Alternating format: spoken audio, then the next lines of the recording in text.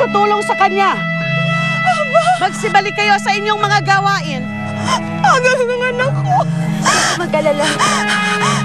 Hindi kita pababayaan. Kumag-alala. Ang anak ko.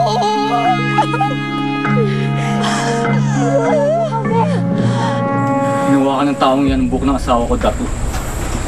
Hindi niya na ginalang pagkababae nito. At ang kahihiyan ko. Patawarin niyo ako, Dato. Nangako akong hindi ko na uulitin. Biso, alam mo namang hindi maaaring hawakan ang buhok ng isang babae ng kahit sino man lalaki. Lalo na't wala itong pahintulot. Kaya kailangan mong humingi ng paumanhin at magbayad sa kanila ng 8 bilang na bulawan.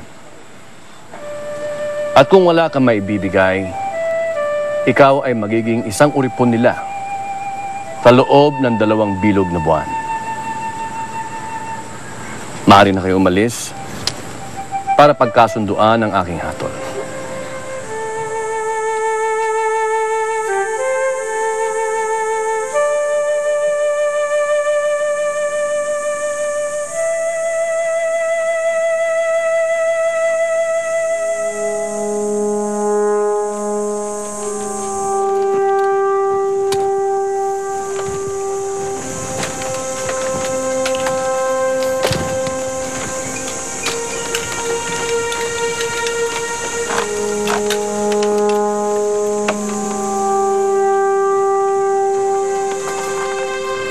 Bakit umuwi agad kayo, Buhawi?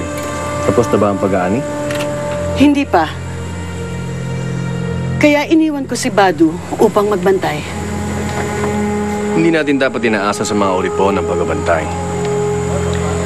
Buhawi, samahan mo ko. Pumunta tayo sa bukid. Hindi ka maaaring umalis, Bugna. Bakit lamitan? Dahil nararamdaman ko na malapit na akong magsilang.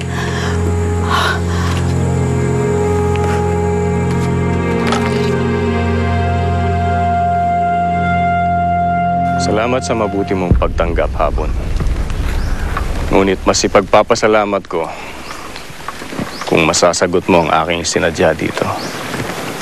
Nalulungkot ko, Mangubad. Wala rito ang hinahanap mo. Ngunit, bukod sa aking punsod, ay may mga banwa sa iba pang kapuluan na hindi ko nasasakupan.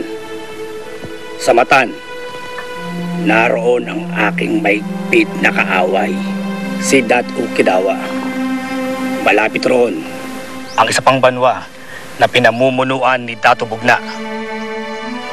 Kilala ko si Datu Bugna. Tulad ng iba pang mga Datu, nakipagsandugo na rin siya sa akin. Balita ako'y nagdadalang tao daw ang kanyang asawang silamitan. Gayon din ang kanyang uripong kaulayaw. Anong malay mo? Baka naroon sa kanilang banwa ang nagdadalang taong ina na iyong hinahanap.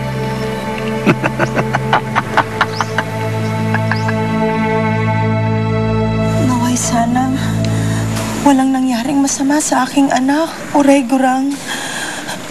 Sana buhay pa siya sa aking sinapupunan. Huwag kang mag-alala. Nararamdaman ko pa ang kanyang paggalaw. Kaya alam kong buhay pa siya. Ngunit kakatwa. Bakit ho kakatwa? Hindi mo pa kabuanan. Waring ang ulo niya gusto nang lumabas. Nagmamadali ang sanggol na maipanganak siya. Dalang, magsisilang ka na.